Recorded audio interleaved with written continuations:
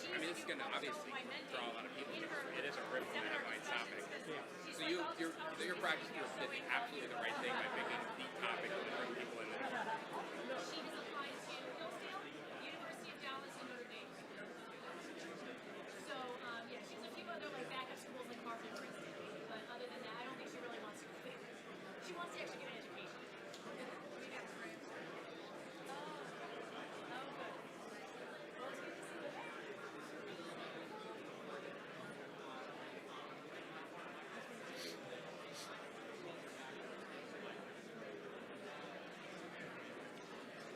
Good afternoon. Good afternoon. I'm Jack Park. I'm the chair of the Professional Responsibility Legal Protection, Legal Education Practice Group. At the outset, you know, tomorrow is the 248th birthday of the United States Marine Corps. So thanks to all the Marines here, and it's also Veterans Day observed, and thanks to all the veterans here.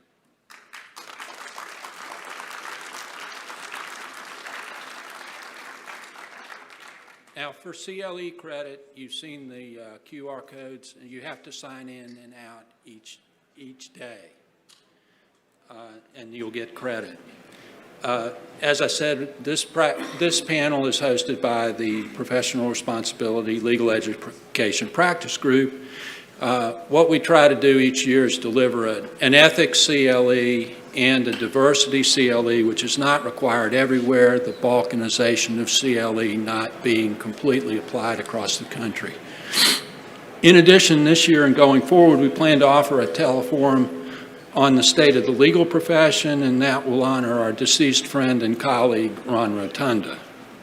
If you're interested in the work we're doing, please feel free to talk to me or to Nate Kazmarek. Our moderator this afternoon is Judge David Stras of the United States Court of Appeals for the Eighth Circuit. Judge Stras became a judge on the Court of Appeals for the Eighth Circuit on January 31, 2018. Before serving on the Eighth Circuit, Judge Stras was an Associate Justice of the Minnesota Supreme Court, a position he occupied from July 1, 2010 until his recent appointment to the Eighth Circuit. While there, he was a colleague of Justice Barry Anderson, who tells me that everything that Judge Stras does right, he learned from Justice Anderson, and Judge Stras is responsible for what he does wrong. Before becoming a judge, Judge Stras was a member of the faculty of the University of Minnesota Law School from 2004 through 2010. He taught and wrote in the areas of federal courts, jurisdiction, constitutional law, criminal law, and law and politics. He received his Bachelor of Arts with highest distinction in 1995 and his Master's of Administration in 1999, both from the University of Kansas. He also received his law degree from the University of Kansas Law School in 1999, where he served as editor-in-chief of the Criminal Procedure Edition of the Kansas Law Review. We're delighted to have Justice Stras be our moderator today, and Justice Stras, you can take it away. Thank you.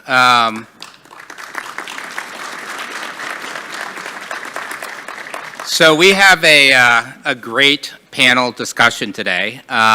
If you notice, the topic is in the news. It's sort of a rip from the headlines to steal a law and order phrase. I hope I don't have to pay for that mention. But it is a hot topic, and it's being written about in newspapers around the country. Certainly a lot of people are paying attention to the Supreme Court. We're going to talk about a variety of things, including what an ethics code of conduct might look like for the Supreme Court, why there might be an ethics code of conduct, whether there needs to be a code of conduct, and a variety of different hypotheticals along the way. Obviously, there's a lot of action right now and very little certainty.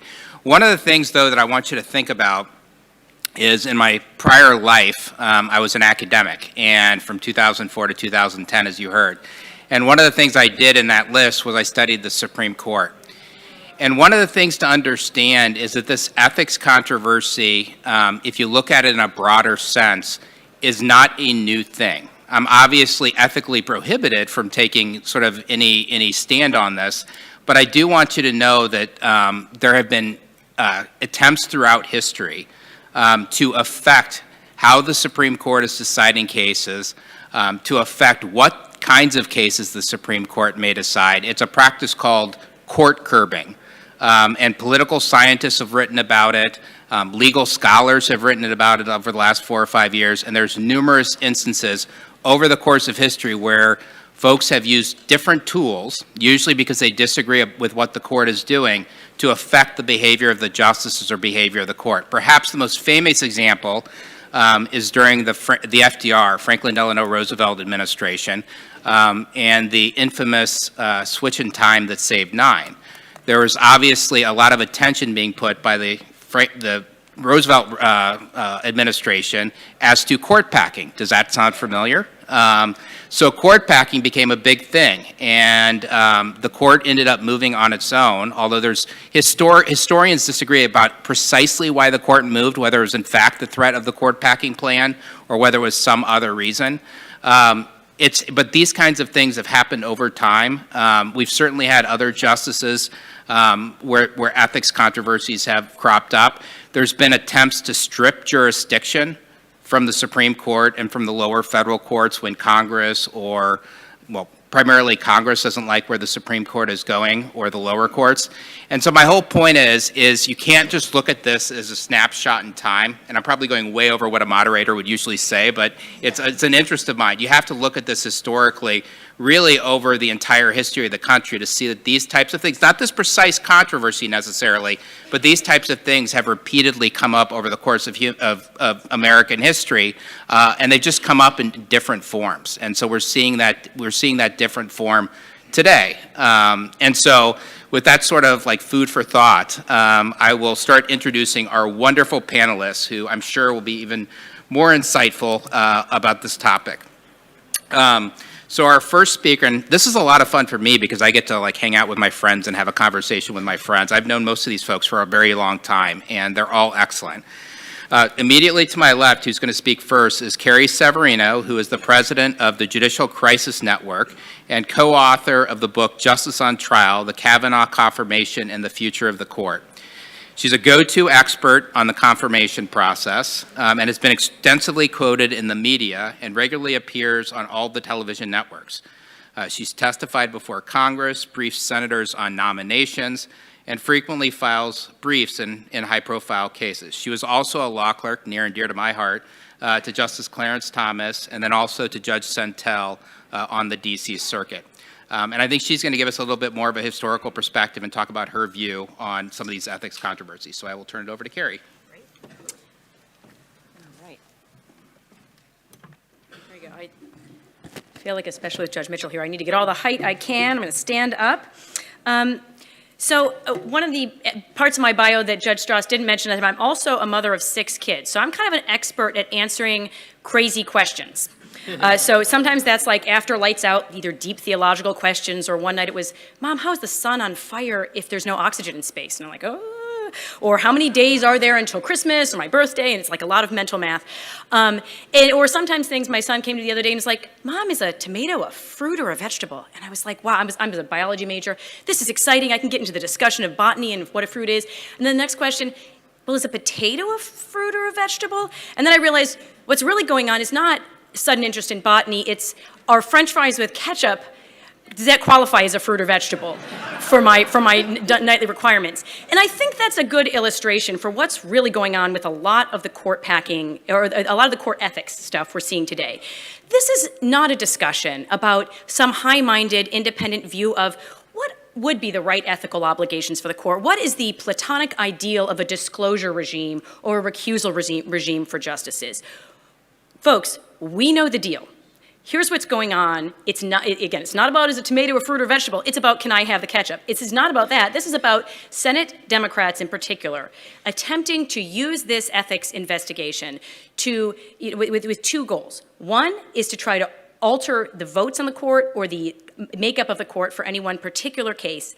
And second, to intimidate the justices of the court and anyone else they can intimidate in the process. You can tell because this is clearly a, thank you, yes.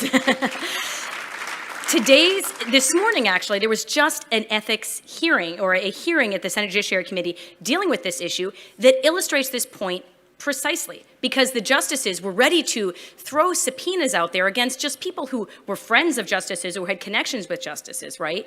And immediately backed down when it became evident that, okay, if you want to subpoena people who have connections with conservative justices, we're also, as many members of the Senate Judiciary Committee on the Republican side did, we're also going to subpoena and find out about, say, what Justice Sotomayor's staff did in connection with promoting her book. We're going to subpoena not just Leonard Leo, but Arabella Advisors and Peter Kessler and some of these huge dark money groups on the left. We're going to find out, ask them where Hunter Biden and Joe Biden were at certain key dates in history. You know, there was a huge list, and so many of the Republican senators did a great job of showing up and explaining what was really happening.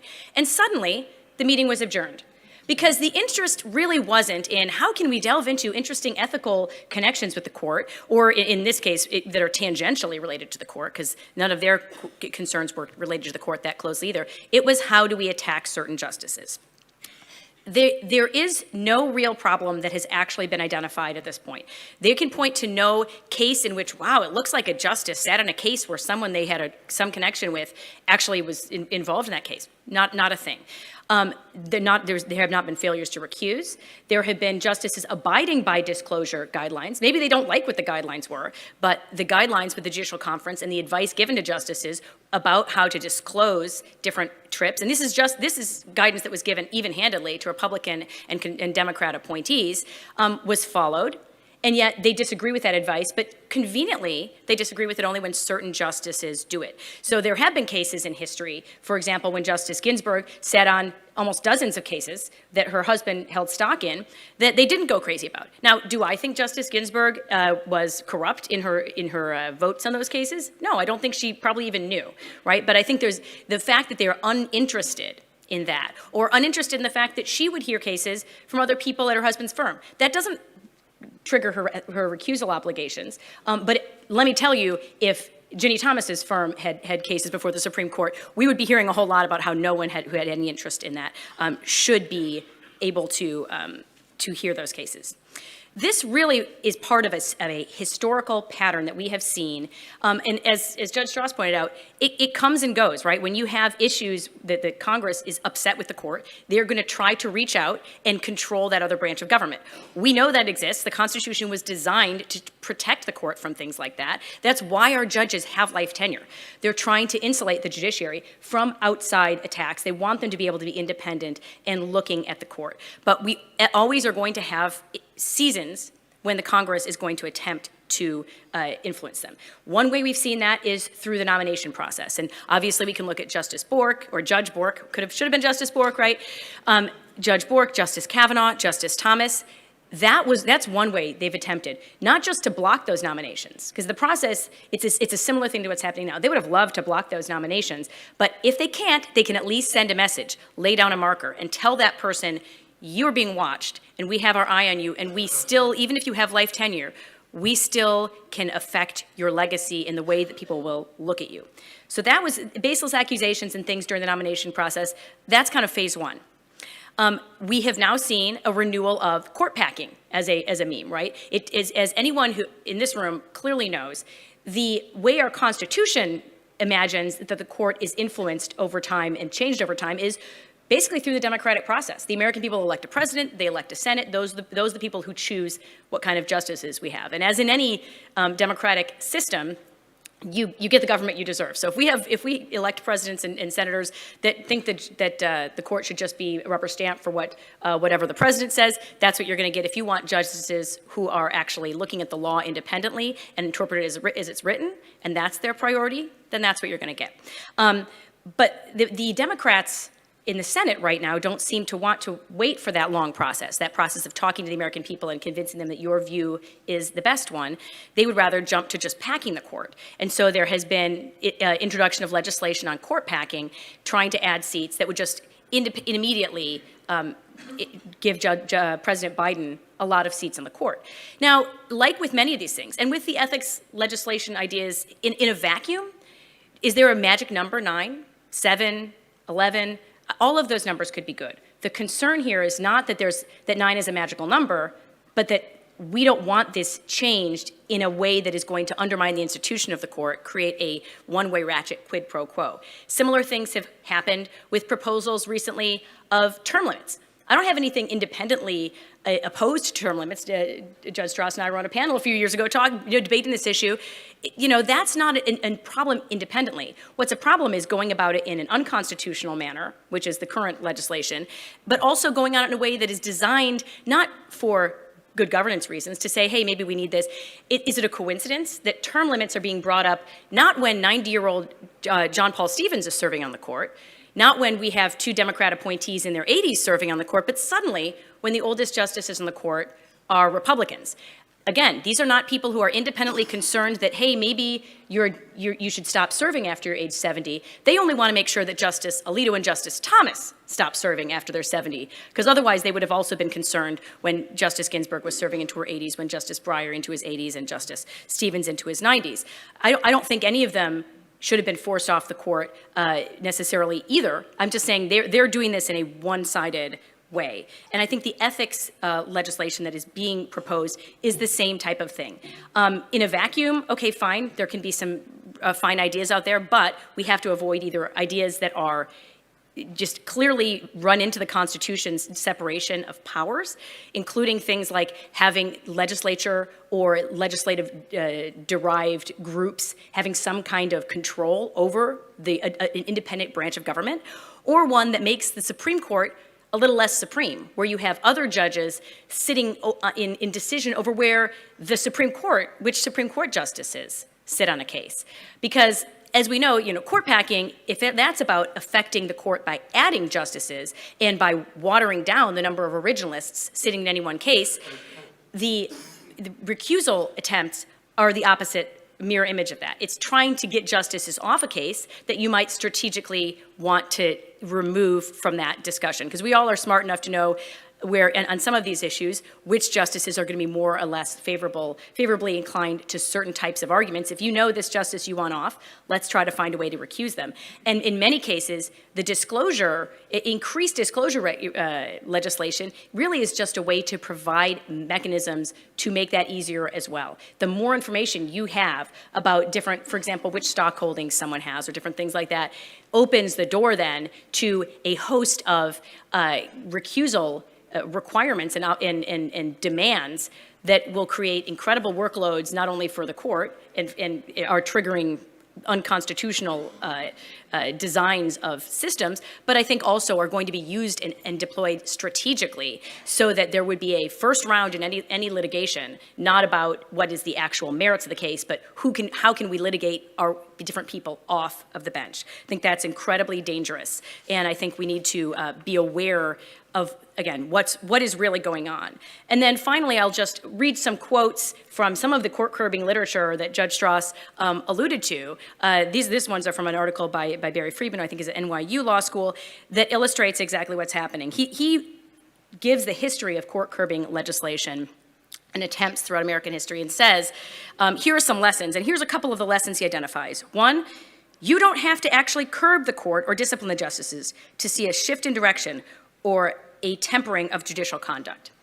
I think that what's going on right now is people would love to actually pass this legislation. They'd love to be able to bring a successful bill that would either try to add term limits or ethics legislation or other things, but they know it's not likely. But they know that might not be the only method of skinning that cat. They want to get to the justices and threaten them in other ways and try to make them either concerned about how they're going to be viewed, or to send a message not just to Justices Alito and Thomas, because I think if you wanted to pick 2 justices who you could shift in their votes, you probably couldn't pick 2 worse candidates to attempt, right? Not going to happen. However, I think they're sending a message to all the other justices. They're sending a message to everyone on a Supreme Court shortlist anywhere, a message to every appellate judge, to district judges, and to every, especially with the way they've treated Justice Thomas, to every black conservative in this country, to anyone who's willing to stand up for what they believe to be correct about the Constitution, and particularly if you have the gall to be an originalist, to say, we're going to make this improper in polite society, and we're going to make you unavailable. And then finally, his last lesson in this article was, a little disingenuousness can go further often than a head-on attack. I think that's exactly what we're seeing here. We're seeing, as he said, politicians who go after the court, they understand the American people are in many ways traditionalists about institutions and don't cotton easily or well to attacks, to court attacks, so they shroud them in some other values just enough to achieve plausibility. So my call to you all is to lift up the veil. Let's look at what's really going on here and not allow these disingenuous attacks on the justices and on the integrity of the court to be considered further. Thank you.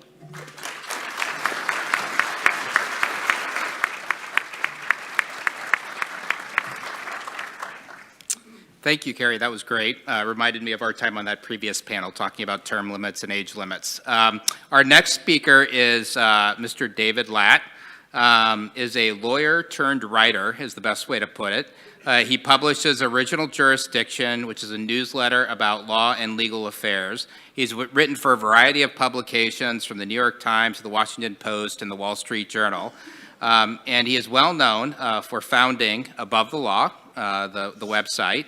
And then also before that, a blog we were talking about up here right before we started, Underneath Their Robes, which was about federal judges. Ooh, we've got some fans here, I think, of that one. You're dating yourselves. Yeah. Before entering the media world, David worked as a federal prosecutor, and we were just talking about the fact that I met him when I was a summer associate in New York like 25 years ago, and he was a litigation associate at Wachtell Lipton in New York City. And of course, he clerked for Judge O'Scanlan, who is here sitting in our front row. So without further ado, I'll turn it over to you, David.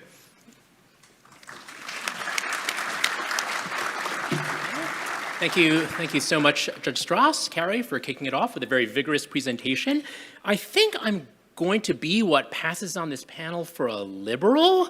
I guess I am the most hawkish, perhaps, on the issue of a Supreme Court ethics code.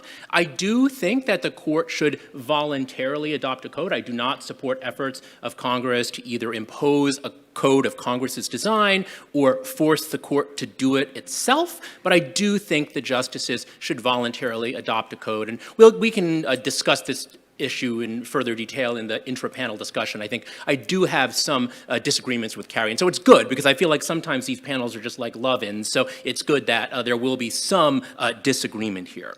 So as I can tell from this audience and also Judge Stras's opening remarks, I know you're all very into history. So let me talk a little bit about some historical context for some of the recent Supreme Court controversies, along with a thesis for why I think they are flaring up now.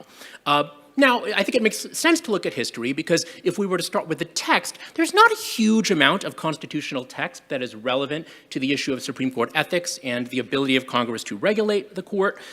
Certainly, Article 3 requires, says that the justices shall hold their offices during good behavior, protects their salary from diminishment. Articles 1 and 2 subject the justices to impeachment. Article 1 does give Congress the power of the purse, so Congress can regulate the court's budget, and every couple of years the justices schlep up to Capitol Hill to sing for their supper and go to some budget hearing, and they get peppered with questions on matters unrelated to the budget. The last time this happened was in 2019 when Justices Alito and Kagan went to the Hill, and they did get a question about an ethics code even way back in 2019, and Justice Kagan said, which is basically what is the case today, we're looking at it. So there is this budgetary issue. And one question I guess I would say is query whether Congress could condition the budget of the Supreme Court on some kind of ethics code or certain other things. That would be Congress using its constitutionally provided for power of the purse. So, for example, one issue that we've seen flare up in recent years is mistreatment or abuse of law clerks. There is an organization called the Legal Accountability Project led by a former clerk, Eliza Schatzman, that's been working a lot on these issues. And I think one of the arguments they make is, look, Congress is paying for the salaries of law clerks. Congress has an interest in making sure that its money is well spent and that these public servants, these government government employees are not abused or mistreated. That does intrude somewhat into the prerogatives of the judiciary, but it is not something that is going to anything decisional. It is really just treating them like many other people who are already in the federal government. And I'm sure in the intra-panel discussion we'll get into comparisons to Congress and what have you. So turning to history, I guess I have a somewhat different gloss on the history compared to Judge Stras and Carrie. I would actually say that if you look at the history of the court, yes, there are these efforts at court curbing. But when you look at the specific issue of ethics, I would say that for much of the court's history, Congress has allowed the court to regulate itself. There are some things that happened in the past, that were allowed in the past, or that didn't create controversy in the past, that would either be disallowed or cause a huge controversy today. My husband, Zach Shemtab, and I wrote an article for the Atlantic in September looking at this issue, and it's in the CLE materials. I'm sure you're all up on those. So, for example, in 1803, Chief Justice Marshall, of course, wrote the landmark opinion in Marbury versus Madison. This case involved the validity of judicial commissions that he himself had signed and sealed, which his brother was charged with delivering. By any standard, he should have recused, certainly by modern standards, but he didn't. And this was noticed at the time. Cliff Sloan has written a book about this, and nobody really seemed terribly troubled by this. And then fast forward a century or so, in 1972, Chief Justice Burger had phone conversations with President Nixon about issues that were or could come before the court, including, for example, busing and obscenity. And 9 years later, in 1981, we learned about these conversations. And Burger was still the Chief Justice, but this did not cause any kind of huge kerfuffle. Can you imagine if we learned today that, say, Chief Justice Roberts had spoken by phone with President Trump before deciding the travel ban case? People's heads would explode. So again, I do think that in certain areas when it comes to ethics, Congress has given the court sort of a fairly free rein, a fairly long leash. Financial conflicts are also nothing new. And by the way, I should say that some of these points actually should probably be positive for conservatives or for opponents of ethics reform, in the sense that, look, what the history of the court shows is that justices across the ideological spectrum have availed themselves of the generosity of wealthy friends, which is a point I think that Carrie raised. So, for example, in the 1990s, Justice Brennan received $140,000 in basically cash or forgiven loans from a wealthy real estate developer friend, Charles E. Smith. For those of you in the D.C. area, you'll often see Charles E. Smith Developments. He was a real estate developer and a good friend of Justice Brennan's. He gave the justice $140,000, and that was in cash. So I think you could say, look, sometimes people love to trot out the sticker price of the trip to Indonesia with Harlan Crow on the private jet. Justice Thomas never would have shelled out hundreds of thousands of dollars to do that on his own, whereas cash is cash. So for Justice Brennan to get $140,000 in cold, hard cash, that is significant. It came out, when it came out, it was on page A9 of the New York Times. This was not front page news. And more recently, Justices Breyer and Ginsburg have accepted all sorts of trips from billionaires, people who actually have net worths much larger than Harlan Crow. The very politically involved in Democratic politics Pritzker family, I think, sent Justice Breyer on 17 trips. The late Justice Ginsburg went to Israel multiple times, courtesy of an Israeli billionaire, Morris Khan. Now, look, I think some on the left side would say, well, a lot of these trips were disclosed and some of Justice Thomas's weren't. But let's be honest. And again, I agree with Carrie. Let's really be frank about what's happening here. I don't think people on the left are up in arms because of these disclosure failures. They don't like the idea of Justice Thomas receiving benefits from a very wealthy person. And again, I do have some area of agreement here with Carrie. I do think that some of these efforts or calls for an ethics code are in bad faith. And I think it's probably no coincidence that the two justices that are most raked over the coals about this, Justices Thomas and Alito, are the two most conservative. And it's probably also no coincidence that this is coming after the two of them wrote landmark opinions like Dobbs and Bruin. So no, I get all of that. So why are we seeing some of this right now? Why are we seeing this controversy over Supreme Court ethics flare up? So I think, and I agree with Carrie, some of this is just bad faith, and some of this is basically playing dirty politics. I get that. I don't deny that. But I think there's actually another reason, which is what Zach and I explored in our Atlantic piece. I think that one thing we've seen in the past couple of years in American politics is the rise of a very strong populist strain. It was reflected most famously in 2016 when President Trump was elected, but you can see earlier traces on both the left and the right, whether it's Occupy Wall Street or whether it's the Tea Party. And part of this populism is a strong suspicion of elites. Elites include both Supreme Court justices and billionaires. And also a questioning of whether these powerful people, these elites, got to where they are because of merit or something else. And so look at Justices Thomas and Sotomayor. When they were nominated, they were hailed as American success stories. They rose from poverty to Ivy League institutions to the Supreme Court. Nowadays, when you talk about Ivy League institutions in the Supreme Court, it's really a form of criticism, people complaining that 8 out of the 9 justices went to Ivy League schools. You can see this shift in sentiment and this real strong anti-elitist strain in American politics. And it happens on the left, too. In July 2021, I published the news that Justice Kagan had extended a clerkship offer to Jessica Garland, who's the daughter of former Chief Judge of the D.C. Circuit Merrick Garland and current Attorney General Merrick Garland. And I thought, wow, this is kind of fine. Like there's a long history of well-connected people's kids getting clerkships, and also there's also a little bit of history of former Supreme Court clerks like Judge Garland, their kids getting clerkships too. But anyway, this actually caused a lot of uproar on the left.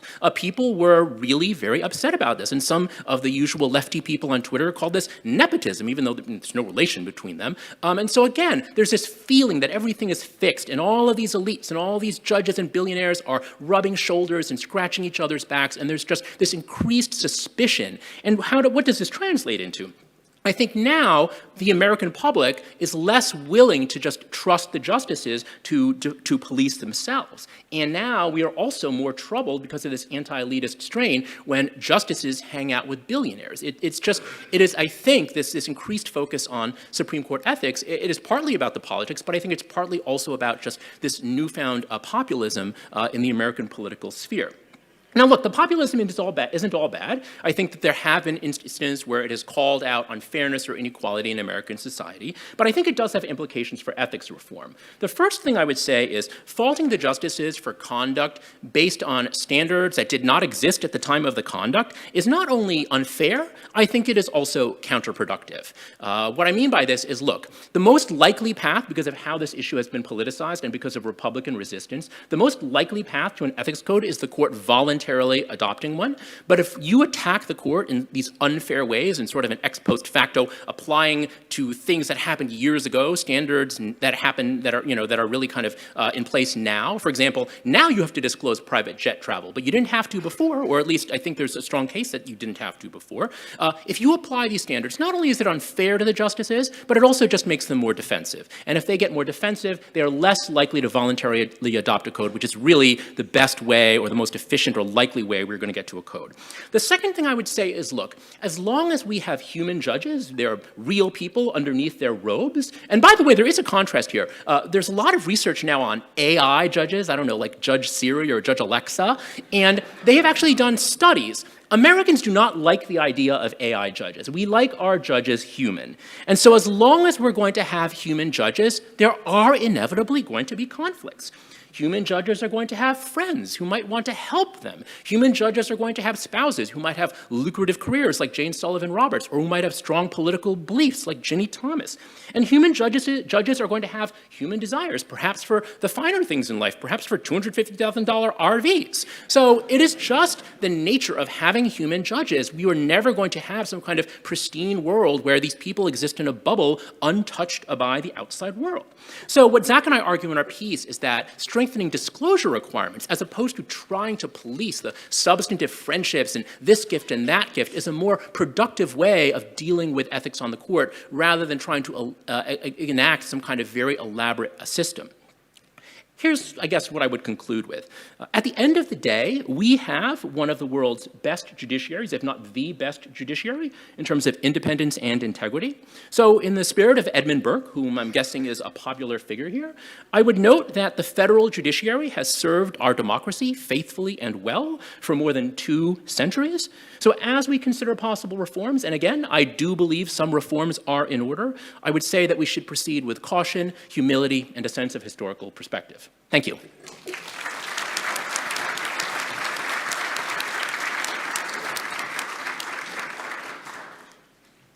All right, thank you, David. Our last speaker, but certainly not least, is Justice Jay Mitchell, who was elected to the Alabama Supreme Court in 2018. Prior to serving on the court, He was an accomplished litigation attorney with Maynard, Cooper, and Gale.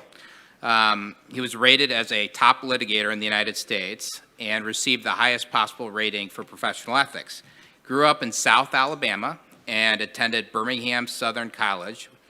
Served as president of the student body, and this is something I didn't know about him, played forward on the school's 1995 national championship basketball team, which is pretty awesome. So round of applause for that one.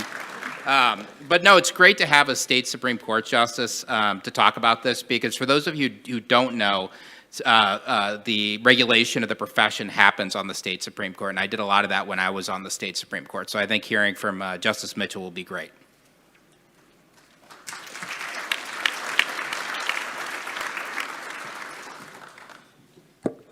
Thank you, Judge Stras. Good afternoon, everybody. Thank you for having me. It's a real honor to be here. I want to begin my remarks today by building on something that Carrie said, which is that in the current political climate, it can be tough to separate out legitimate ethics questions from the fact that the current SCOTUS ethics proposals are being used as a cudgel to intimidate conservative justices. So to get a clearer view of how judicial ethics commissions work in the context of a healthy, well-functioning government, which many of us enjoy in our home states, but which seems to be lacking here in Washington, I think it helps to look at how states have handled judicial ethics questions, because we've been dealing with these questions for decades. Every state has, in some form or another, a judicial code of conduct and a commission charged with enforcing that code. The National Center for State Courts has compiled lots of data on this topic, and what they found is that nearly all these codes and commissions arose in the 1960s or later, which tracks with David's observation that apart from bribery or other overt corruption, judicial ethics issues just weren't on the radar of the American public for most of our nation's history. And when states did start adopting these ethics codes and commissions, the way they went about it is pretty revealing. Almost all states did so either through the state Supreme Court's own initiative, that is, through court-created rules, or through a constitutional amendment. Only a small minority of states created a judicial oversight commission via statute. And so far as I can tell, in all the states that have imposed judicial oversight via statute, the legislature either, one, had express constitutional authorization to discipline judges, or two, simply passed a statute that enabled the state Supreme Court to adopt ethics rules. What this pattern shows is that there is an overwhelming consensus across the nation that the political branches can't regulate judicial conduct or discipline judges without express constitutional authority. And it seems to me that there are good reasons for that consensus. The first is a pretty straightforward textual one. What's the point of providing tenure of office protections and two-thirds majority removal requirements, as the U.S. Constitution and many state constitutions do, if the legislature can get around them and remove judges by a simple majority vote? The second reason has to do with separation of powers. Just about any time there's a prosecution of a judge for anything other than outright bribery, you're going to have to fight against the specter of politically motivated interference in the judicial process. In my own state of Alabama, we had what is probably the most famous ethics prosecution of a sitting judge in recent memory, the prosecution of Roy Moore. Now, many of you may be familiar with the broad outlines of the Moore episode, but I want to describe in a little more detail about how that case went down, because I think it shows us just how messy and divisive these types of cases can be. And as I walk through this, I'd like you to just try to imagine how something like this might play out if it happened on the national stage with a SCOTUS justice, and what effect that might have on the country. So Roy Moore started out his judicial career as a little-known circuit judge in Etowah County, Alabama. And he made a name for himself when he carved out a homemade plaque of the Ten Commandments, a modern-day Moses. And he hung that plaque on his courtroom wall. Well, when the ACLU found out about it, they filed a lawsuit arguing that Moore's display violated the Establishment Clause. Now, that suit had a bunch of procedural issues, and it was eventually dismissed in 1998. But Moore rode that case to fame, and 2 years later, the people of Alabama elected him to be the Chief Justice of the Alabama Supreme Court. After his election, he decided to one-up himself. He had a huge monument of the Ten Commandments carved in granite. Now, I'm pretty sure he didn't make this one himself, but if you looked closely, you could see on the back a little copyright symbol on the back that said, "Copyright Roy Moore." In any event, he had this granite monument carved, and one night, without telling any of the other justices, he had it wheeled into the rotunda of our judicial building. Now, the monument didn't sit there long before the ACLU, to no one's great surprise, filed another lawsuit. And this lawsuit got a lot more traction and a lot more publicity. It went to trial in 2002 before Federal District Judge Myron Thompson, who held that Moore had violated the Establishment Clause and ordered him to remove the monument. Moore appealed to the 11th Circuit and lost. And the deadline for removal of the monument came and went. But Moore publicly announced that he would refuse to comply with the court's order. At this point, under the terms of Judge Thompson's order, the state was facing fines of $5,000 a day until the monument was removed. So the other 8 justices of our state Supreme Court got together and countermanded Moore, ordering that the monument be removed. Meanwhile, an ethics complaint was filed against Moore before Alabama's Judicial Inquiry Commission, or the JIC for short. The JIC is a creature of the Alabama Constitution, and it consists of a mix of judges, lawyers, and non-lawyers. The complaint against Moore accused him of violating our canons of judicial ethics by openly flouting a binding court order. The JIC decided that the complaint had merit, so it decided that it would go ahead and prosecute the case in the court of the judiciary. Now, the court of the judiciary, like the JIC, is a creature of our state constitution. It, too, is composed of a mix of judges, lawyers, and non-lawyers, and its function is to serve as the initial trial court to adjudicate any charges of violating judicial ethics. Now, at the time, our own Bill Pryor, now Chief Judge of the 11th Circuit and one of our nation's finest appellate judges, was Alabama's Attorney General, and the obligation to prosecute the case fell to his office. Now, as you can all probably guess, Pryor didn't think that the presence of the Ten Commandments in a judicial building necessarily violated the Establishment Clause. As now Chief Judge Pryor himself has pointed out, depictions of the Ten Commandments have historically appeared in courtrooms all across the country, including at the judicial building a few blocks from here at 1 First Street. Nevertheless, as the AG's office saw it, Roy Moore's open refusal to comply with a binding court order entered against him was an act of lawlessness incompatible with the judicial oath. And after hearing all the evidence and arguments, the court of the judiciary unanimously held that Moore had violated the canons and ordered him to be removed from office. Moore immediately appealed, and the state Supreme Court, consisting of retired judges specially appointed to hear his appeal, unanimously affirmed the judgment of the court of the judiciary. And that was that. Moore was removed from office. He would go on to serve in office again, get removed from office again for yet another ethics violation, this time related to same-sex marriage, and then eventually go on to run for the U.S. Senate. And I think we all remember how that turned out.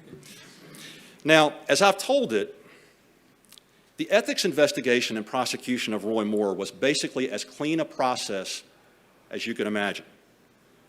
One, the conduct being investigated involved a clear legal violation where the judge admitted that he was intentionally refusing to follow a binding court order and that he had no plan to change course. Two, the prosecuting attorney was a member of the same political party as the judge being investigated, and the JIC and courts at that time were populated by people who shared similar values. Three, the prosecutor very obviously had no personal motivation for going after the judge, the opposite, in fact. Bill Pryor carried out the prosecution knowing full well that it could damage him politically, and despite personally agreeing that there's nothing wrong with displaying the Ten Commandments in a judicial building. 4, there was express constitutional authorization for everything that the JIC and the Court of the Judiciary did. And 5, on top of all that, the Alabama Supreme Court had the final say on the Court of the Judiciary's ruling, which mitigated any separation of powers concerns. So the stars were as aligned as they could possibly be.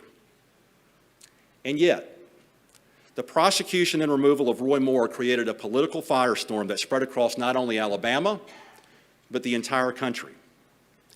So I think it's worth asking ourselves how this type of scene would play out at the national level, where none of those stars are aligned. At the national level, 1, none of the current justices have engaged in anything even remotely resembling open defiance of ethics laws. 2, I think everybody with a pulse knows that any charges against a SCOTUS justice based on a yet-to-be-adopted ethics code would be politically motivated. And 3, and very importantly, there is no clear constitutional authority for Congress to impose an ethics code on the judiciary, let alone to enforce that code. Under the United States Constitution, the justices enjoy tenure of office protections for life, and the only way Congress can remove them from the bench is through impeachment. So any ethics code is either going to be unenforceable, in which case it's what Carrie said, a cudgel brought out for political intimidation, or else, to the extent it is enforceable, it would represent a transparent attempt to circumvent the impeachment process.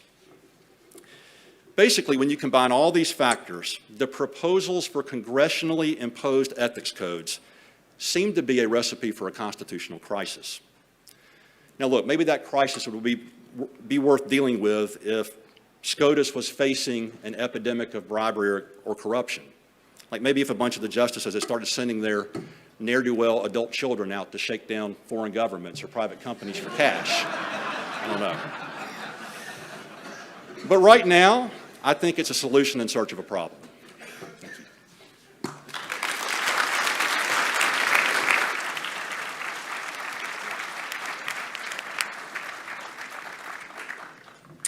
All right, great job, Justice Mitchell. Let me just give you a little layout. So we have decided as a panel to do a little series of questioning amongst ourselves, and I'm going to ask a series of questions we wanted to get to, and then eventually we will open it up for questions. There's a microphone over there, and I think there's one over there. So start thinking about questions you might have. Let me start with question 1, which actually was one we did not talk about on our call, which is, you know, a lot of us talked about history, and this is, after all, originalist perspectives on the Supreme Court.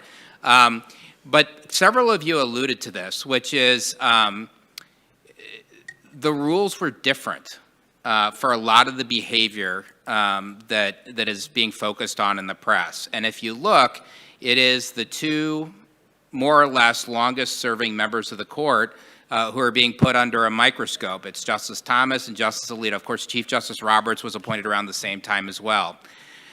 So I wonder, A, was the behavior and the rules, were they different? Does that explain why does that explain why people were doing what they were doing, so to speak? And then secondly, why now? Why are folks coming up and talking about it now? And it might go back to the point that some of you are making, which is just to beat the court over the head with past transgressions or things they view as past transgressions. So I hate asking compound academic questions, but those two questions go together. I think I made it pretty clear exactly why now is because they've lost the control of the court. I think it's also another why now is because people like Justice Ginsburg and Justice Breyer, who, as you're saying, like it was striking to me when I was clerking, you know, the first weekend in July, when the court finishes up its term, and they were off of it like rats off a sinking ship, going somewhere else.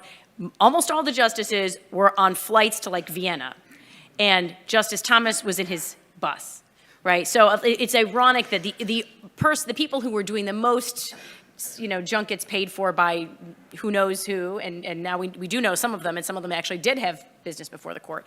But, it's not ironic, it's not surprising to me that now that the liberals who were doing exactly the same things, and again, I don't think we're guilty of corruption any more than Justice Thomas or Alito are off the court, it's safe. It's safe for them to do that, and the threat is much greater because, who cares when they're winning and getting what they want? Right now, with the originalist majority, that's when the threat feels greater, I think, to some of these people, and they're trying to push the court their direction. So in terms of why now, or do I have to press this, or people can hear me, right? Okay. So in terms of why now, in addition to my thesis about populism, and in addition to my agreeing with Carrie about the political issue, I would say that, look, part of it has to do with people like me, as in the media. I think that this is a media-driven narrative in many ways. But here's why I do think, and this is going to be, I guess, one of the points of disagreement, since I guess I should play the liberal on this panel to make it more interesting. So Carrie said there's no problem here, and we all agree there's no bribery, there's no sort of like major problem. 1 First Street is not on fire. But there's a public perception problem, and it's not just people on the left. There are a lot of people who are people of good faith. Americans are very commonsensical, moderate, reasonable people, and there are a lot of people, and I would put my parents and my parents-in-law are a little more to the left, my parents are a little more to the right, but they're not junkies about this. But if you were to ask them, they would say, hey, we keep hearing about this Supreme Court ethics thing, and why don't they have an ethics code? And look, I know that perhaps to have an ethics code to sort of appeal to this big majority of just reasonable Americans based on something that was ginned up in bad faith, maybe that's rewarding bad behavior, but let's be honest. Don't you think the bad behavior is going to happen anyway? So I do think that there is this issue. For better or worse, the media's created this narrative. It has affected the minds of very ordinary, reasonable, common sense Americans. And the second point I would say about this is, look, it imposes no real cost on the court because as Justice Barrett said in a recent public appearance where she basically all but endorsed having a code, they already are very ethical people who comply to with these very high standards. So why not do it? Now, I think one of the counter arguments is going to be, well, they're going to keep moving the goalposts, they're never going to be happy, blah, blah, blah. And sure, maybe that's true of groups like Demand Justice, but if you take people, again, like my parents and my parents-in-law, if you actually adopted a code and then somebody tried to say, oh, well, the code has this thing and that thing, I could basically tell them, explain to them, look, there's a code and it's a very good code and a bunch of people on the far left are just trying to nitpick it. But as long as there is no code, which that's a fact, there is no formal binding enforceable code of ethics at the Supreme Court. As long as there is no code, you're going to have a lot of reasonable people of good faith being like, hey, all these lower court judges have a code and all these people in Congress can't accept gifts like senators and whatever. The Supreme Court justices, they're super powerful, they're super respected, they're super smart. Why don't they have to abide by a code? Yeah, you hear me all right? Yeah, the one thing I haven't seen in any of the reporting that I've looked at or from any of the commentators that I've looked at is them being able to draw a line between alleged ethics violations and somehow a justice departing from his or her judicial approach, judicial philosophy in the way that they're deciding cases. And I think the reason that we haven't seen that done is because it's not occurring. I think we see a lot of nitpicking going on, and the reason I think I'm inclined to agree with Carrie on this, I think the reason that it's occurring right now is because, yes, the left has lost control of the court. They're mad about it.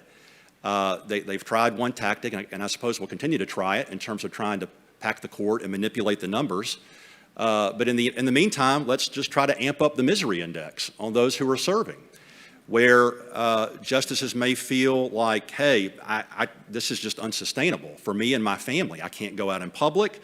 My wife, my spouse, my kids aren't safe. And maybe I'll just call it a day and go home.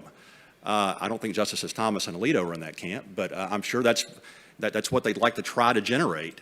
Or maybe they'll just capitulate and start ruling and creating outcomes that the political branches like better.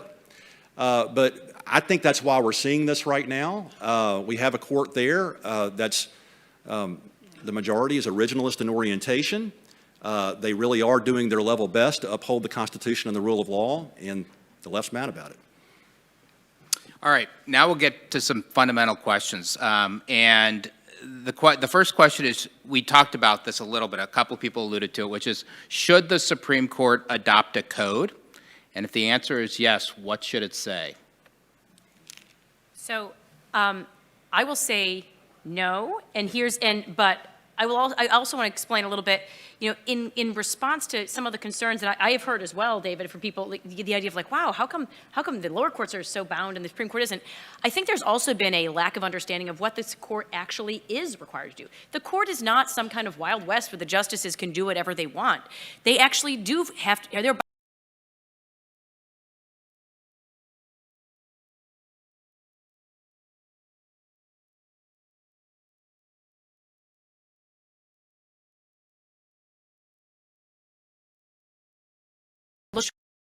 just because they have this code of conduct. That's not the case either. The judges are the ones, just like at the Supreme Court, who interpret the code of conduct. Violations of the code of conduct are not per se grounds for a judicial misconduct filing. So you can't just say, well, this judge didn't recuse in this case that I filed a motion for recusal, so ergo I'm going to bring this before some other commission. You can't do that. So I think part of the challenge is we're overstating the amount of freedom the Supreme Court has, because they do have serious requirements. They have a lot of disclosure requirements. And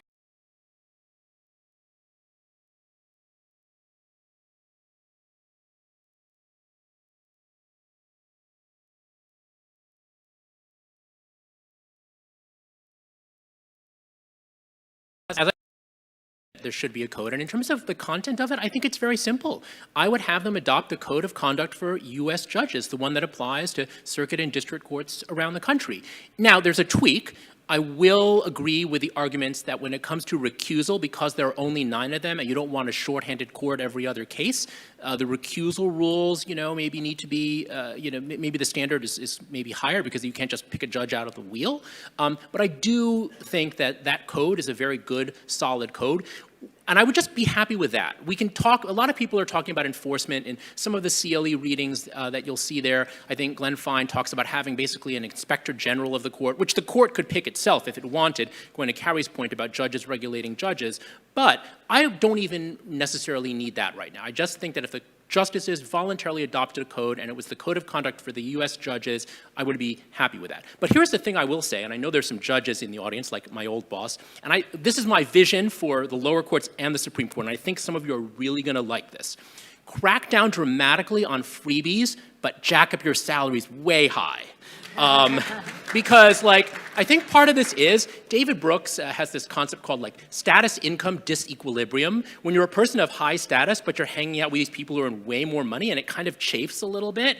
Whereas, look, if Justice Thomas earned, the number I have in my mind for the justices is $1 million. If the justices earned $1 million, Justice Thomas would not need to get a gift from his friend or a loan from his friend for the RV. Justice Thomas can just be like, I want the RV and I earn $1 million a year. And the other thing I would say is, look, this has implications for the quality of folks on the bench. And this is on the lower courts, I don't know, how about, Judge O'Scanlan, about $500,000? Would that be good? Hey, you raised 8 kids on, whatever it was back then. So maybe $500,000 for the lower court judges, because look, right now, we are seeing lower court judges fleeing well before they're even eligible for senior status and some of these are the best judges on the bench, and they're retiring because they have kids going to college, and on what they make, they can't cover multiple college tuitions. Meanwhile, Milbank just raised associate salaries. Now a first year is making $225,000 a year. That's not that much lower than a federal judge. So I would say, look, crack down dramatically on the freebies, really hold their feet to the fire, no more free RVs or trips to Indonesia or whatever, but you get $1 million. I don't think the court should adopt an ethics code. I think like most federal regulations, they tend to do more harm than good. And my concern is, I suppose the devil's always in the details, but my concern is that even if it's an internal code at the court in the form of internal rules or protocols, that's going to be weaponized in some way as well against conservative justices, even if it's just the left and the media trying to weaponize it in the court of public opinion. Or enterprising senators across the street deciding that somehow that creates a hook for them to start sending endless invasive discovery requests or other things. So I think it's a bad idea. That said, if the court were to adopt one, I'll just accept that premise for a second, Judge Stras. I think any rules should be bright line rules. I think vague, open-ended rules might work all right. They work well potentially in a well-functioning society or well-functioning environment. I get concerned about the political environment here in Washington, and I think if you had vague, open-ended rules, it would be easy to manipulate and to weaponize. So I think it's important if the court were to do that, and I'm not in favor of them doing that. I think they're handling things responsibly as it is. But if they did, I think it would be important to have bright line rules that are easy to understand, easy to follow, easy to apply. All right, so one thing I think that is interwoven in a lot of these remarks is being a justice is a tough job. It's very difficult. You lose a lot of anonymity. You can't go out in public. You have security following you around. The friends that you have, I think, sometimes become more distant because of the limitations that you have. And so one of the things I think I worry about, it's a great job. I mean, I'm sure it's a great job, but at the same time, there are limitations to what you can do. And so, I worry about, is any code going to be enough for Congress? In the sense that if they adopt a code, they're going to say, for example, David, you mentioned this, which is recusal rules, that immediately Congress is going to come out and say, why not the same recusal rules? This is outrageous. They're not having to recuse like lower court judges are having to recuse. So I worry about sort of this ramping up of to the point where it really puts a strain on the court. It puts a strain on the justices where maybe the justices need to go away, to be able to vacation and not put themselves or their family at harm. I don't know if that's true or not, but I guess my point is Congress is it going to be enough for Congress, and are we going to see a gradual ramping up in terms of rhetoric and maybe Congress acting? So what I would say about the code is, look, there are always going to be politicized actions and bad faith actors. But if there is a code, unless you are just kind of, there's always, look, despite, problems I have with some of ProPublica's reporting, and they've done a lot of these, scoops, there's always some sort of factual germ, and maybe they've kind of twisted some things and tweaked some things, and they omitted some things, but there's always something there, like, okay, Justice and Mrs. Thomas did go to Indonesia. Like, they don't just make stuff up completely out of whole cloth. Like, they don't say that Chief Justice Roberts went to Indonesia, because I don't think he did. So if we had a code of conduct, again, this is Justice Barrett's point. 99% of the time, there are not going to be any issues. And if they make stuff up, well, then it can be shot down. Just like in various Supreme Court confirmation hearings, things get made up and they get shot down. So again, I am not as worried about the specter of just, once there's a code, it's just going to be another thing to hit them over the head. There'll be a code. 99% of the time, there's going to be no question as to compliance, and everything's going to be fine. Anyone else? Yeah,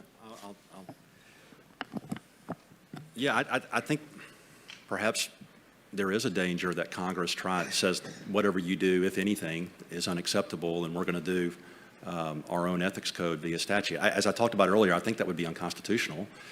There may be some argument under the necessary and proper clause that somebody might try to make. I think it would be a weak argument, and there would certainly have to be careful attention paid to not invading the judicial power under Article 3, but I could see somebody trying to come along and make that argument. But look, Congress arguably passes unconstitutional laws all the time.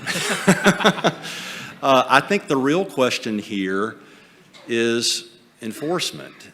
How, if at all, could Congress enforce it? And I think we would probably end up arriving at a situation that we see too frequently today, sadly, where the investigation and the charging process itself becomes the punishment.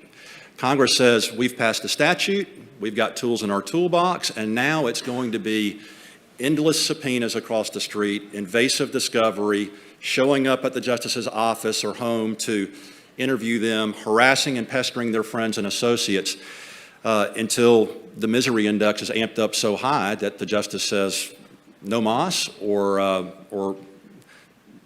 tries to capitulate in some other way. I don't think our current lineup of justices would yield in that way, but I think it creates more dangerous conditions where you just have endless rounds of investigation and charging, and I can't imagine that the justices they and their clerks spend so much time trying to decide the weightiest legal cases that we have in the nation, and that takes all their time, all their energy, all their bandwidth, and having to divert from that to deal with Congress and subpoenas and endless discovery, I think it's a recipe for disaster. Go ahead, David. So I'll just make again. I'm trying to be the liberal or progressive on this panel.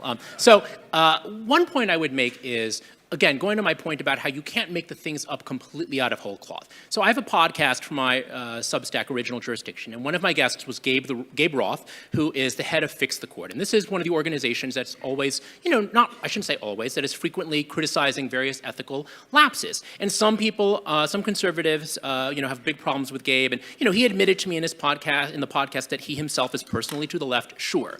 So one thing that Gabe and I did was I said, okay, let's go through all the 9 justices and go through all of their kind of scandals, and I want you to rate them on a 1 to 10. And so, Gabe did that, and, he had various numbers for various scandals, et cetera. But you can't make stuff up that's not there.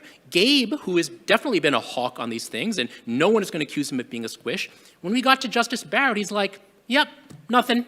She's clean. I don't have anything. Again, is demand justice? What are they? Maybe they'll plant a Rolex in her kid's stroller. I don't know. You can't make stuff up. And so if the justices just keep their noses clean and stick to the code of conduct for the U.S. judges, the $415 gift limit or whatever it is, again, I think things are going to be fine. I would, if you just keep your nose clean and do the right thing and everything's going to be fine, ask Brett Kavanaugh how that worked for him after he had... He's on the Supreme Court. Like I said, the stuff got shot down. If you took a survey of the American people of how many people think that he is an alleged rapist or was going around to parties in Maryland, raping young women, a shocking number, despite the bizarre implausibility and absolute lack of evidence, is probably going to say that's happening. There are lots of people out there saying that's happening today. These are real issues. He had been through just 6 different FBI investigations. There clearly was nothing there, and it still happens. Take demand justice's attempts to get Judge Griffith in trouble, for example. They were going crazy, alleging that he maybe had retired at a time that he did because of bribes. Nothing to it, right? He retired because his wife was ill. He wasn't wanting to disclose her medical conditions, and yet they're forced into it. Unfortunately, there are just bad faith actors going on here. I would love it if people just were being honest and clear about it, but that's not what's happening. This is why Justice Breyer, and as you kind of alluded to, there should be a different standard for recusal than appellate courts. Justice Breyer talked about that. He said, look, at an appellate court level, if someone has to recuse, you should maybe have a thumb on the scale of recusal, because there's a lot of other judges in line that can sit on that panel.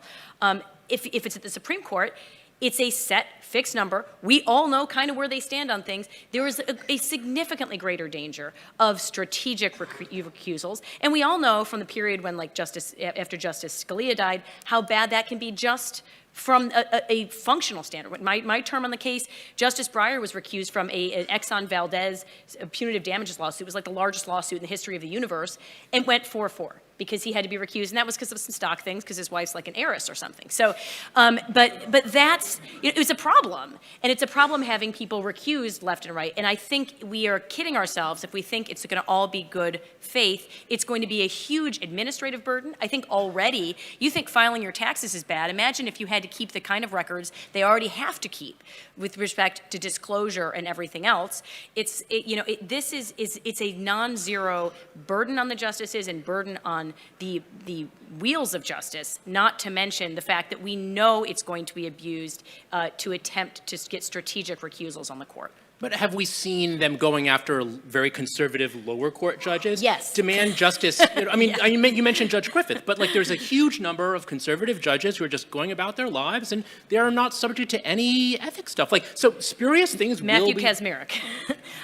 There are, if you get in a high enough profile case, you will get people coming after you. And I think that is the problem. And it's always going to be a low, and the problem is the Supreme Court's always on the high profile cases.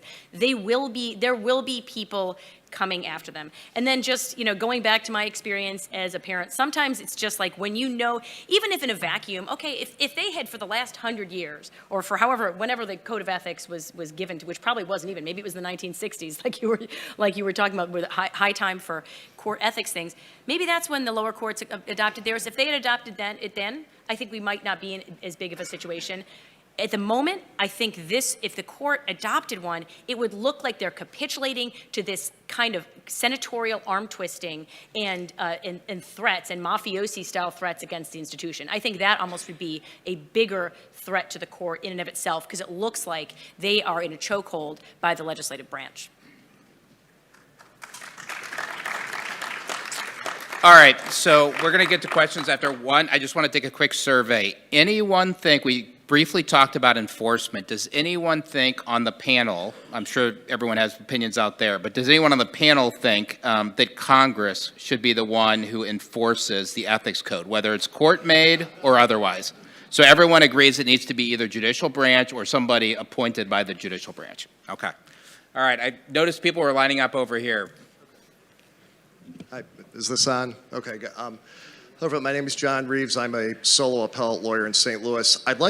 My questions for the whole panel, I would like to hear their thoughts and comments and whether they agree with recent comments the former Fourth Circuit judge and finalist for Chief Justice J. Michael Ludig recently made in an interview with NPR. And to make sure I don't misquote him, I'm going to quote him completely and then I will step away. He said, "I believe that federal judges should essentially live like priests or saints or monks. The collegiality that you enjoy on the federal bench is really only among your colleagues on the federal bench. As soon as you step beyond that, you are at risk of associating with people who could well have matters that come before you or who might well have an interest in the cases that come before you, financial or otherwise." I welcome the panel's comments on Judge Ludig's comments. Whoever wants to go Sure. first. So I don't think we should require either vows of celibacy or becoming a hermit to get on the Supreme Court. I just don't think that's appropriate. And B, if we are seriously so worried that we think people having any contact with the outside world, they have to be impaneled like a jury for the rest of their lives, I think how can we trust these people to decide serious, important constitutional questions? We're trusting them with a whole lot more judgment than that, and I think if they're this untrustworthy, then the whole enterprise is doomed. So I really like and respect Judge Ludig, but I do have a couple of quibbles. I agree with Carrie that it is not necessarily good for people who are deciding real-world issues to be so removed from the real world. And I think there's also, again, the disincentive problem. You already earn less than, mid-level associates, and now you're also going to have no friends. It doesn't sound terribly attractive. But, and I can't remember the last, gosh, what was the point? Sorry, go ahead, Justice Mitchell. Let me think. Yeah, so what I would say there, I agree with both Carrie and David on this. I think, first of all, you're discouraging some really well-qualified lawyers and judges from coming to the bench, mainly the extroverts, if that's the standard. And we should want extroverts on the federal bench. But I also think you're losing engagement with the public. I think it's important. I mean, first of all, these are human beings, and they are presiding over cases involving human beings. So I think we want them to have engagement with the public through their church or their synagogue or at the ball field or out in the community. We want our judges to do that. I think it makes them better judges. Now, look, I now remember the point I wanted to make. So if a judge voluntarily wants to lead that kind of life, that's fine. And it does lead to very clean absence of ethics problems. It's kind of the acronym WWDSD. What would David Souter do? So if you accept no speaking engagements, you go on no vacations other than going to New Hampshire. Now, it's kind of apocryphal that he lived with his mom the whole time, but if you just lead this cloistered life and don't do anything, then yes, you'll have a very clean ethics record. But I don't think that he was necessarily a better justice than, say, the super gregarious Justice Scalia. Yeah, and I just want to add, as somebody who's done jobs at different levels, there are different levels of sort of a monastic lifestyle that you lead at different levels of the judiciary, right? So a trial judge is going to see a lot more people because people are going to come into the courtroom. A state Supreme Court justice, will spend more time with the bar because they have to spend time with the bar. They have to be on rules committees, and they have to do disciplinary and judicial ethics things. And then sort of as you go further and further up, sort of the chain into the federal system, Supreme Court being sort of the most monastic, in part because they're limited. I mean, you've got to have security and everything else. But Court of Appeals judges, we have a pretty solitary lifestyle too. If you do, if you spend a lot of time on your work, it's just you, your clerks, and your judicial assistant many days. And then what little human interaction you get outside of that tends to be on nights and weekends. And so, I clerk for Judge Ludig, but I don't know that I signed up for being a hermit in a cave. So those are just my observations. So I think it's demanding something that would not lead to good mental health, I think, to not have your friends anymore. All right, we'll go over here. Thank you. Coach Winehouse, Yeshiva University and UCLA, also a board member of Legal Accountability Project, but I'm not speaking on its behalf, just to be clear, but appreciate the mention, Mr. Latt. What do you make of the idea of the Supreme Court justice actively lobbying through a business league of all federal judges? And the reason I ask is this would follow at least one state court Supreme justices. That's what at least one state does with their Supreme Court and their lower level judges working together in a business league. And I guess I particularly like to ask or hear if Justice Mitchell would be in favor in his state of joining judges under him who he supervises in a business league for lobbying purposes. Do you mean like an association of lower court judges who are like lobbying the legislature for an appropriation or something? Yeah, 501c6 business league lobbying trade association is what that is. And Supreme Court justices and higher level judges doing it alongside the lower level judges. Yeah, I'm probably not familiar with the intricacies of your question, but for example, in my home state, there's a circuit judges association, there's a district judges association who they have leadership, they'll advocate for things that are important to the trial courts. There's not supervision by our court in doing that, although there is interfacing that goes on with the lower court judges through judges' conferences and otherwise. But I apologize. I guess the question is, would the Supreme Court justices join those leagues of the lower court judges? I don't know. I haven't thought about that. Okay. All right, so far, so good. We're going to go over here, and everyone's been doing a great job, but just keep your questions as sort of just a question so that we can get through as many of them as we possibly can. Hi, Harry Lewis, practicing in New York. The leak of the Dobbs opinion. Does the panel have any opinion or comment about how the court managed that and the outcome of that? Well, it suggests maybe we need an ethics code for clerks, not justices. I would have loved to see the person found. I'm relieved to see that we haven't. I have been very concerned that if you don't respond forcefully to bad behavior, it's going to continue, and I was worried that there would be further leaks. I think maybe what happened is everyone across the board realized that it was both outrageous, it was an offense against the institution, and I think more importantly, those who I presume the person who leaked it thought they might stop the outcome, and they realized it was also ineffective. And that, of course, is the original sin in any kind of political move. So as long as it's ineffective, I think it will not continue. What Carrie said. I agree. All right, let's go over here. Hello, my name is Anna Bergstrom, a former law clerk and now a practitioner in North Dakota. My question has to do with non-judicial enforcement. The panel already barely touched on this, but I would like to a little more in depth. Of a judicial code at the Supreme Court and also at lower federal courts. For instance, I'm going to give a little background, then I'll say my question so you understand. For instance, I'm aware that the idea has been floated of having Congress appointing an external monitoring overseer of lower federal courts in each circuit to ensure compliance with the ethics rules that they are subject to. Thus, my question. What do you believe is the best constitutional argument for a congressionally or an executively mandated ethics code and a potential monitoring for enforcement of that code? And how would you legally debunk that argument? I understand the Justice mentioned the necessary and proper clause, and earlier had been mentioned the power of the purse, but I would like to know more of your thoughts on that.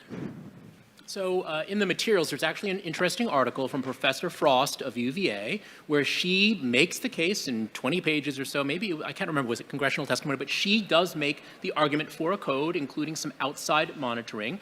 I think that she does make the argument that Justice Mitchell alluded to about the necessary and proper clause. She talks about all the ways in which the Congress already regulates the court in different ways. And she also draws a distinction, which you commonly hear from advocates of a code, between a kind of decisional independence and between something that is kind of, they cast as more like kind of like housekeeping or something. And I think they try to say, look, we all agree that you can't say pass a law to change how the Supreme Court's going to rule in something or something like that, but you can do things that are more sort of administrative in nature. But look, even though I'm the liberal on the panel, I do share Judge Stras's concern that that's a slippery slope. You can say, oh, I'm just regulating, your administrative stuff, but maybe all the regulation seems aimed at certain justices with certain views. So I don't know that I completely buy Professor Frost's distinction, but it is one that is made between this decisional independence and between this stuff that just goes to sort of HR and admin and all of that. Anyone else? Yeah, I think probably the argument would be made, as I alluded to earlier, under the necessary and proper clause of Article 1, Section 8. I think it's a weak argument, and I think that it probably, the kind of proposal you're describing would be an invasion of the judicial power. I also think that, I'm just wondering how that would even be enforced, even if it were put into place. Justice, if I may interrupt.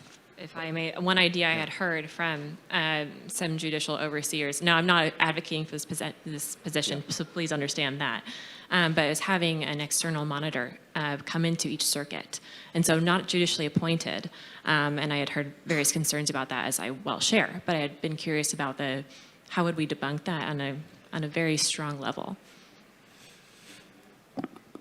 Yeah, I think any kind of enforcement mechanism that would seek to undermine or circumvent the impeachment and removal requirements, I think would be unconstitutional on arrival, in my opinion. I could foresee a situation where like some kind of monitoring framework got set up, the monitor spotting supposed violations, and somehow the judge or justice is sanctioned in some way for that would effectively sideline him or her without having to go through the impeachment and removal process. So I just think it's probably unconstitutional all the way down. All right, let's move on over here. Justice Mitchell, in a half of a lifetime ago, the Alabama legislature passed a statute that had real low contribution disclosure limits and potential recusal, and it got hung up on whether it needed to be pre-cleared, which shows how old that is. Has the court had to deal with that statute?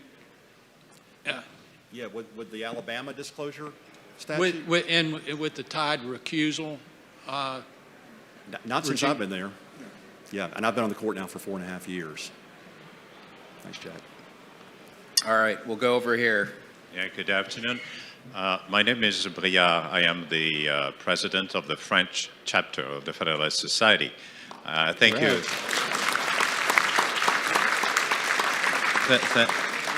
Thank you for that excellent panel. I had two short remarks.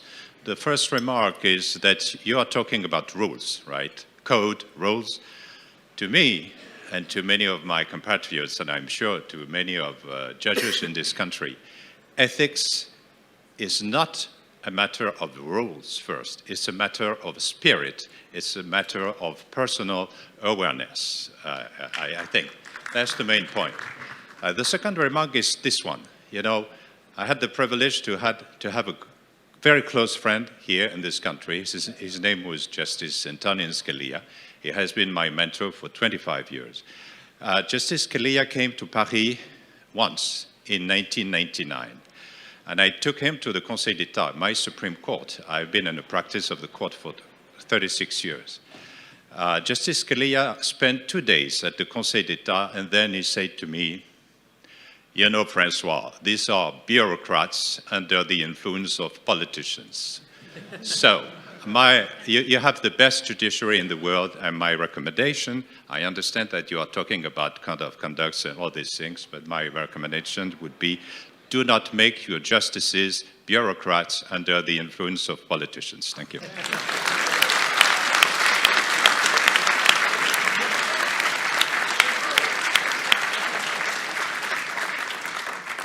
Boy, that's a hard one to follow up on. Any comments?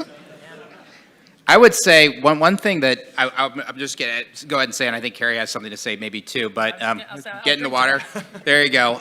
Is, you know, I agree with that as far as we have one of the best judiciaries in the world. I mean, I've never served on another country's judiciary, but I feel very good about where we are and the colleagues I have and their ethics, and they try to maintain the highest ethical standards.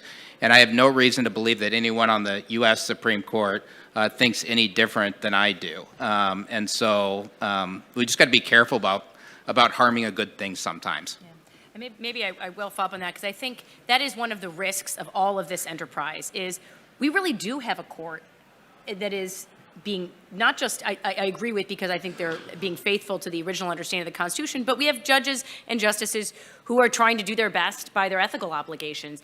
And by suggesting that's otherwise, we undermine the public's confidence in the court. So the fact that your family members are all thinking there's something shady going on, when in fact there is not, and even people as crazy as Senator Whitehouse are not willing to stand up there and say there is a single case that anyone has voted differently on.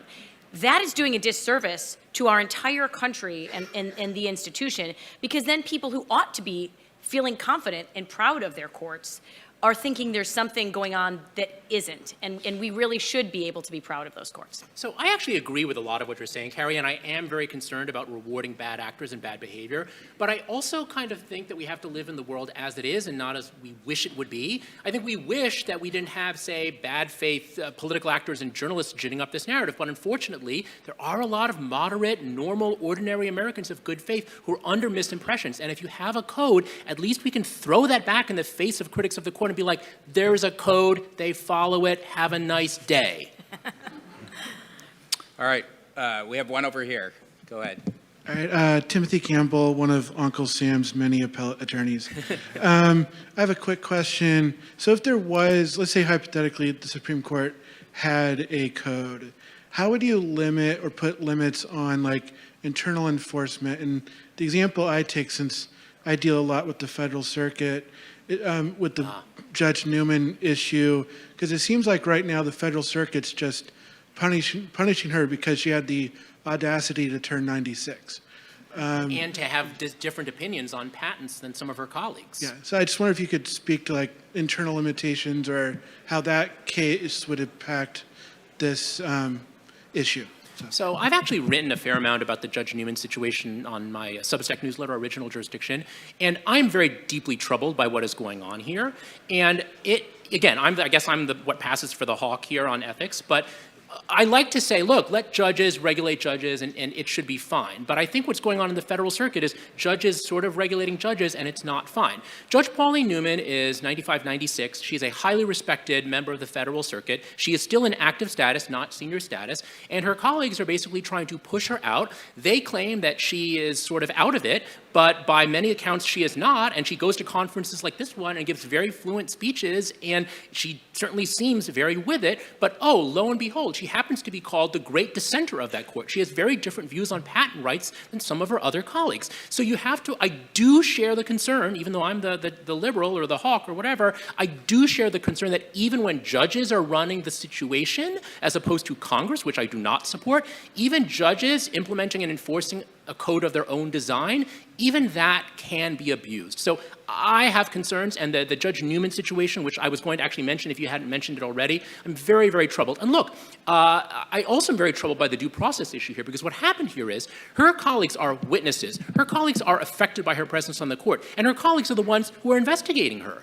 And what should have happened in this case, which is what routinely happens, is this should have been transferred to the judicial console of another circuit, but they refused to. And they basically said, well, you see, we're the closest to the facts. We know what's going on. Well, like, you can't have a judge preside over a sexual harassment case involving, like, their recently left former firm because, oh, well, you know, I know all the partners here, so I know who's really, like, really in sexual harassment. Like, you don't want a judge who's tied to the facts. You want a judge who's impartial, who doesn't have firsthand knowledge of the players. So I'm very, very troubled by the Judge Newman affair. All right, we are out of time, but in case, no, you're good. Anyone else want to comment on that, or shall we leave it there? All right, well, thank you all. Thank our wonderful panelists. Great panel, and see you later.